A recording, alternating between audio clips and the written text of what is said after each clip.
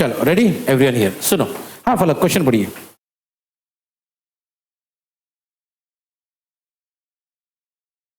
ठीक है, तो भाई कल भी हमने ये डिस्कस किए थे एमसीजी मतलब क्या होता है, और मूविंग कॉइल गैल्वेनोमीटर में क्या क्या बोला। देखो हम लोग को दो चीजें बतानी, एक कैसे बनाया गया, दूसरा काम कैसे करेगा। ठीक है, इस क्वेश्चन में दो बातें। ठीक है, चलो घुसते अंदर एवरीवन। अभी सबसे पहले क्या दिया भाई, बोलो तो मेरी बात सुने हियर। कल मैंने आपको ना एमसीजी का डायग्राम बताया था, है ना, कि एमसीजी कैसा दिखता वगैरह वगैरह, ये उसका एक आउटलाइन है बस। ठीक है, तो भाई देखो एमसीजी, इस एमसीजी में सबसे पहले हमको दिख रहा है एक कॉइल। ओके, और उस कॉइल में देखना दिख रहा है, ऐसी लाइन दिख रही है, ये एक्चुअली क्या है, यहां से पढ़ना फलक पढ़ो। MCG consist of a coil of several turns, मतलब वायर को ऐसा बार बार घुमाया गया है, ऑफ सेवरल टर्न्स। हाँ, और फिर उसको हाँ माउंट किया गया है इस तरीके से कि वो फ्रीली रोटेट करे। भैया ये जो कॉइल है ना एवरीवन, ये कॉइल को इस तरीके से बनाया गया, इस तरीके से फिक्स किए कि वो आराम से घूम सके। जैसे कि अपना फैन है ना, फैन को हमने इस तरीके से सेट किया कि आराम से वो घूम सकता है। बराबर है, जब अपने कैमरा ऑन करते कैमरा घूमता है ना, मतलब उसको इस तरीके से बनाया गया कि वो आराम से रोटेट कर सके। सुनो, अब इसमें ना दो टाइप होता है, एक होता है सस्पेंडेड टाइप, एक होता है पाइवोटेड टाइप। मतलब ये जो माउंटिंग है ना, ये दो टाइप की होती है, एक सस्पेंडेड टाइप और एक क्या होता है सर, सस्पेंडेड और सस्पेंड मतलब जिस चीज को अपने खाली हैंग कर दिया, क्या कर दिया, हैंग, इस तरीके से वो घूम सकता है। ठीक है, पाइवोटेड मतलब किसी चीज को फिक्स कर दिया आपने, जैसे कि आपकी गर्दन आपके नेक पे। सस्पेंडेड नहीं है, वो पाइवोटेड है, लटक नहीं रहा है, आपका सर आपके गर्दन पे लटक नहीं रहा है, पाइवोटेड है, तो वो उस हिस्से पे ना वो घूम सकता है। फर्क समझ रहे हो एवरीवन? फैन लटकाया गया है, ऐसा घूम रहा है, ऐसा आपकी मुंडी, आपका सर लटकाया नहीं गया है, किसी चीज के ऊपर फिक्स किया गया। मेरे ऐसा रहा तो पाइवोटेड, सस्पेंडेड। फर्क समझ में आ रहा है एवरीवन? ओके, चलो भाई। तो जब भी माउंटिंग होती है दो टाइप से होती है, या तो हाँ भाई कुछ भी करो, मेन एम क्या है, एम ये है, क्या होना चाहिए,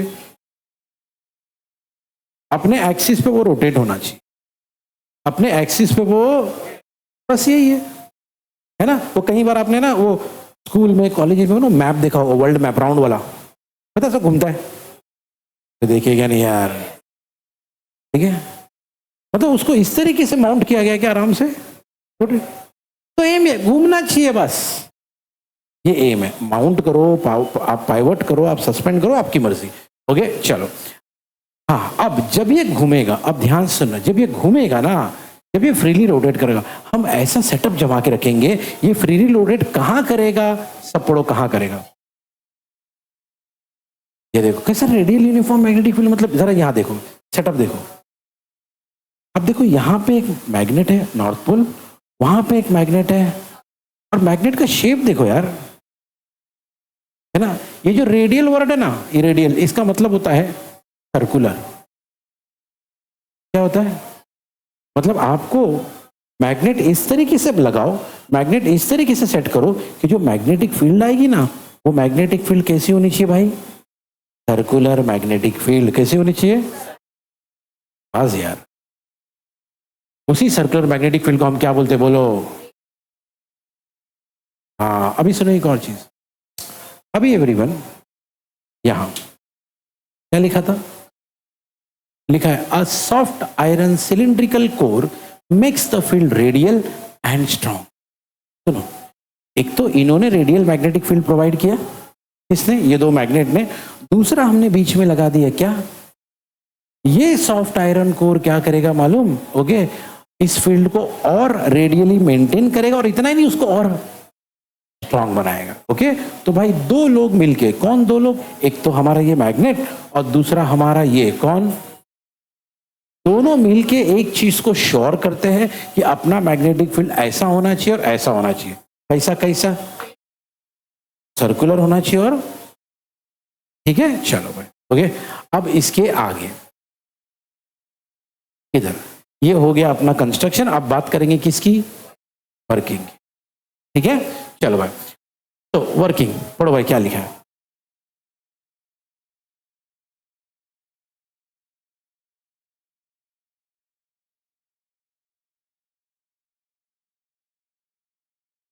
देखो भाई, देखो, सुनो सुनो सुनो, कल ही हमने पढ़े थे, कल ही हमने पढ़े थे क्वेश्चन में। सुनो इधर, अगर आपको कल का लेक्चर याद है या आपने घर पे जाके देखा है, तो कल ही हमने सुना था किसी रेक्टेंगुलर चीज को सर्कुलर मैग्नेटिक फील्ड में रखो तो घूमता है।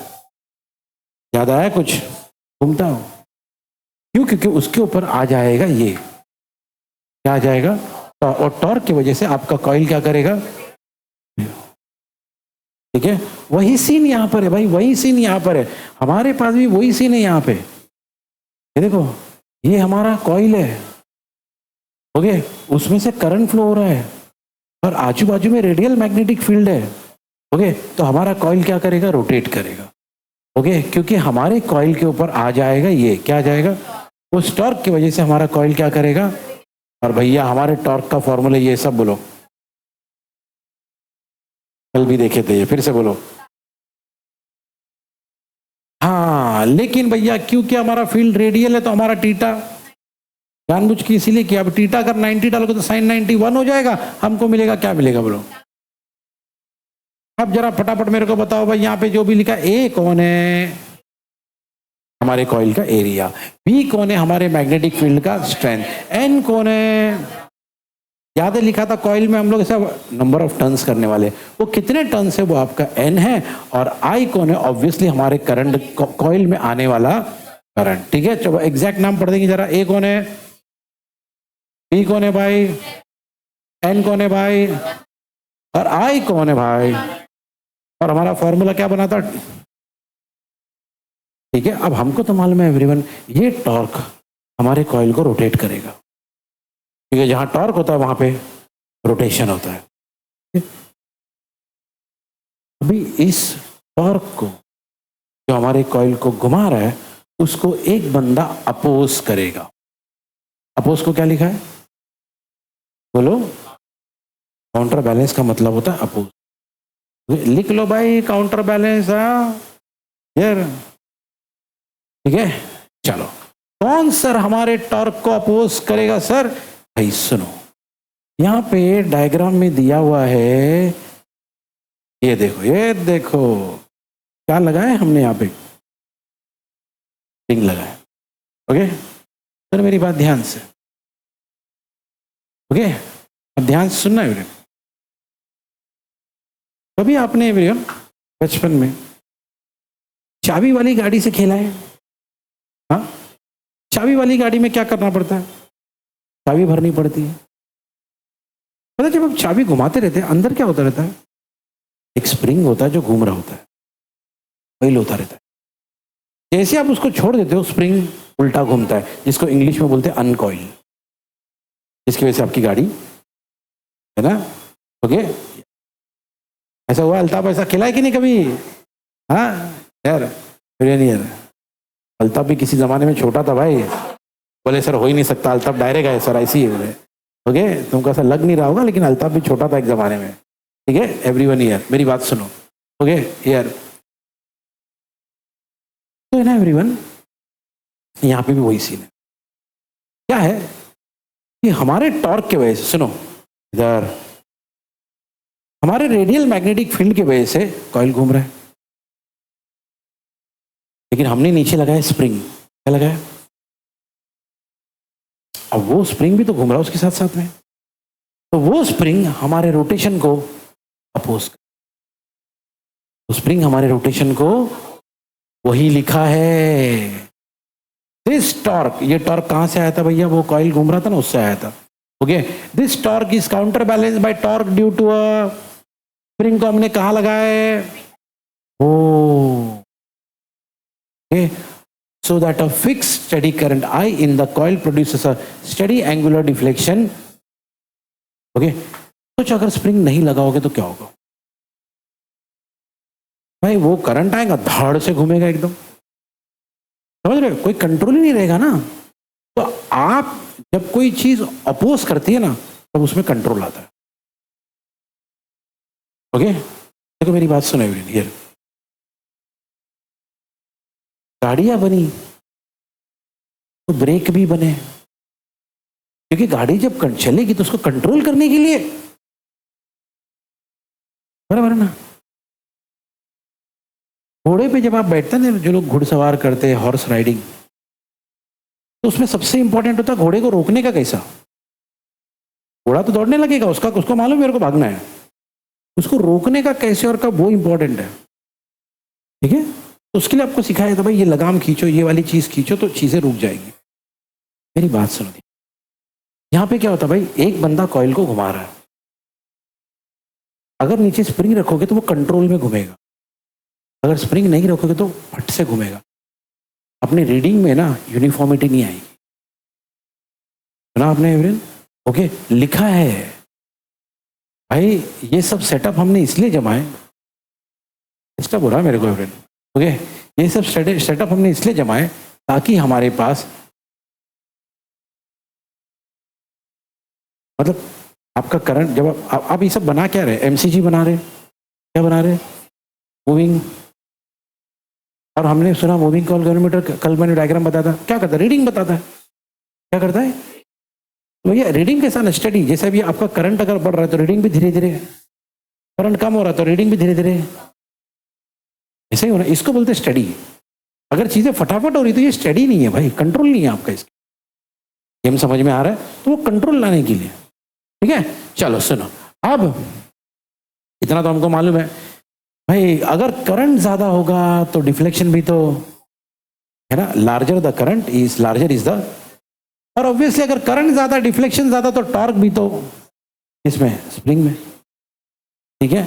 अब सुनो खेल क्या है, everybody here, if the deflection is इतना, कितना, 5, ओके। अब सुनो, हमारी तरफ से जो टॉर्क आ रहा था वो टॉर्क है, स्प्रिंग की तरफ से जो टॉर्क आ रहा है ना उसको एक नया नाम देंगे, बोलो जोर से, रीस्टोरिंग टॉर्क। याद रखना है एवरीवन, जब हम इस सिस्टम में, जब करंट आ रहा है, क्या आ रहा है, करंट की वजह से कॉइल घूम रहा है, इस मैग्नेटिक सेटअप की वजह से कॉइल घूम रहा है, ये टॉर्क है।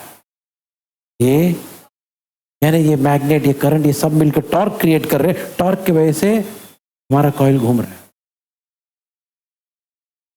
लेकिन स्प्रिंग की वजह से हमारा कॉइल को एक अपोजिशन मिल रहा है, ओके। तो उस बंदे को हमने अगर टॉर्क नाम दिया है, तो जो बंदा उसको अपोज कर रहा है ना उसको हमने रीस्टोरिंग टॉर्क नाम दिया है। क्या नाम दिया भाई?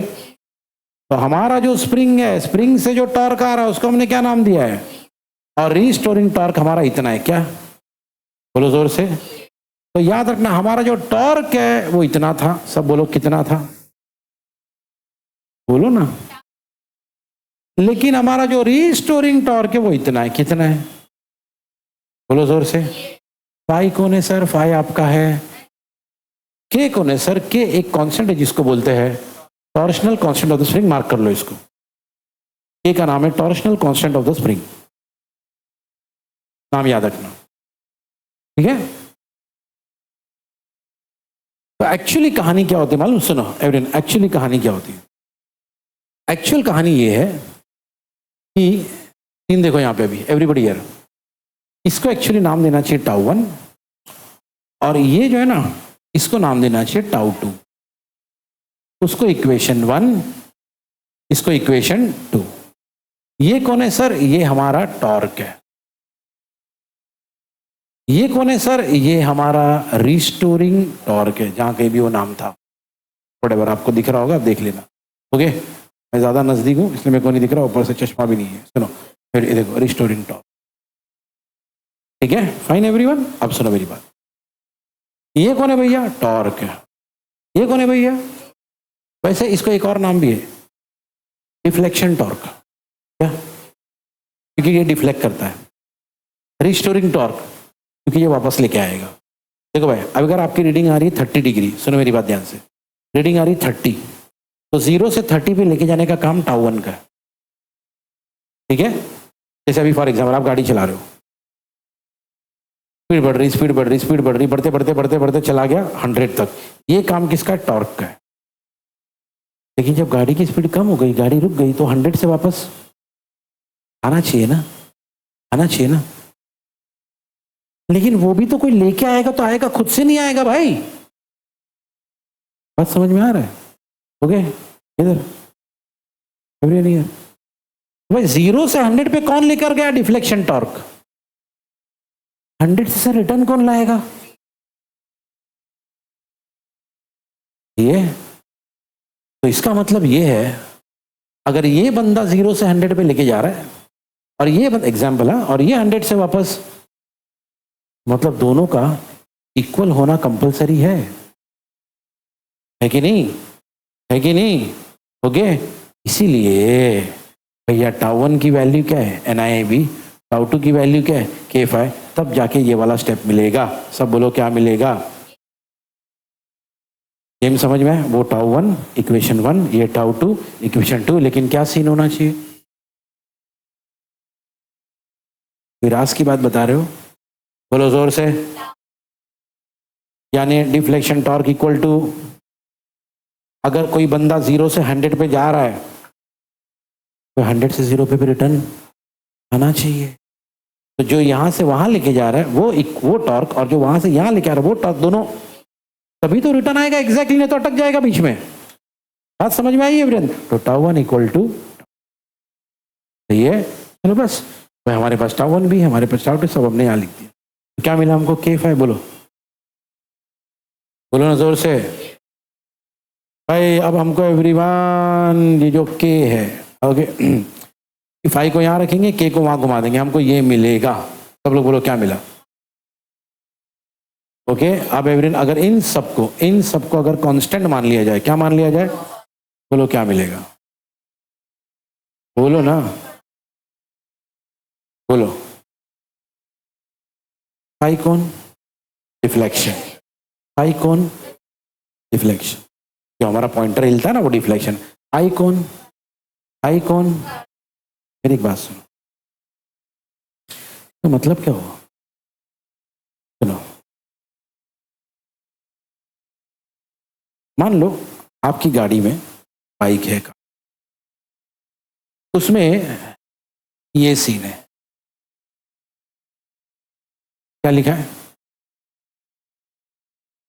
बोलो ना।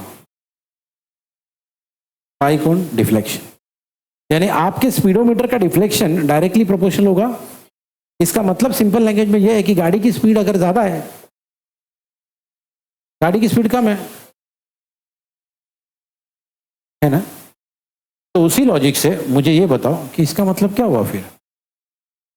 डिफ्लेक्शन ज्यादा तो करंट ज्यादा नहीं होता है भाई। करंट ज्यादा है तो, है ना, पॉइंटर 100 पे आया, इसको देख के गाड़ी 100 के हिसाब से नहीं भागती है। गाड़ी 100 पे है।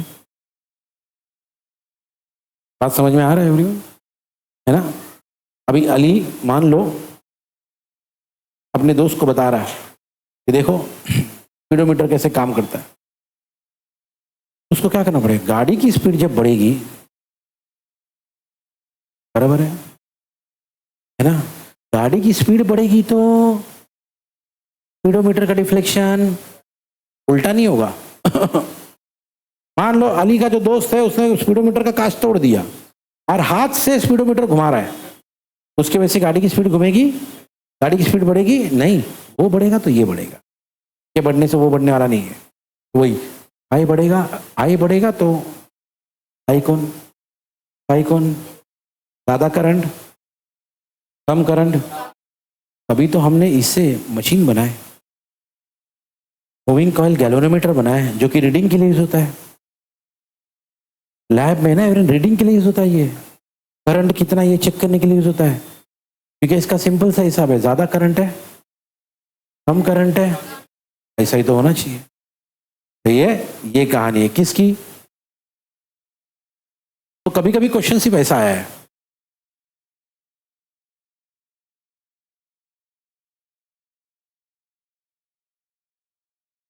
सिर्फ इसका डायग्राम बनाने का। ये भी क्वेश्चन आया। और है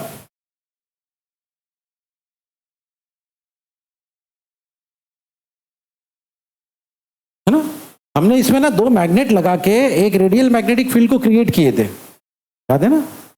तो ऐसे मैग्नेट लगाए जानबूझ के ताकि रेडियल मैग्नेटिक फील्ड क्रिएट हुआ। हमसे बोला जाएगा भैया वो रेडियल मैग्नेटिक फील्ड क्यों है, क्या रीजन है उसका? हमको मालूम है भाई, रेडियल मैग्नेटिक फील्ड के वजह से ही हमारा काम हो रहा है। क्या हो रहा है ये देखो यहाँ पे, अगर नहीं होता रेडियल तो क्या होता? जोर से पढ़ना।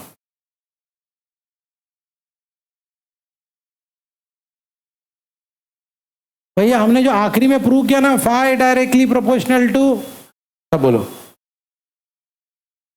ये होता ही नहीं। पढ़ो फिर से, क्या लिखा? इफ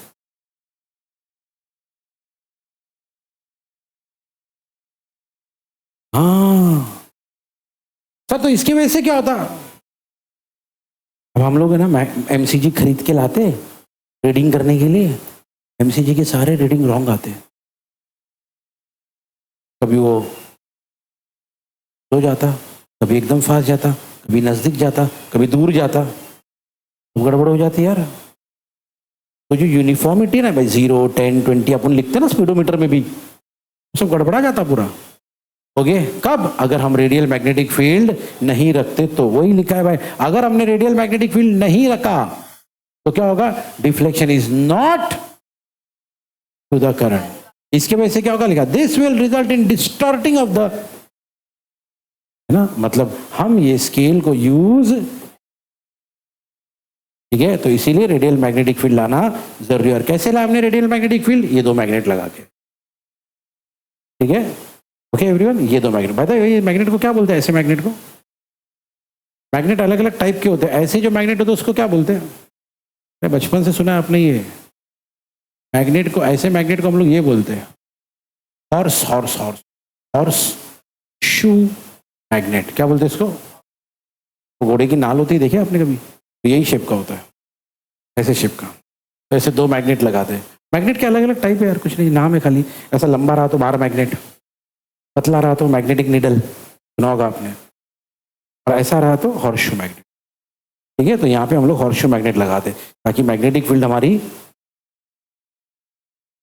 क्या जलेबी बना रहा हो, रेडियल हो, रेडियल रेडियल मैग्नेटिक फील्ड हो, क्या हो भाई? बात समझ में आ रही है एवरीवन? ये सीन है, ठीक है। चलो।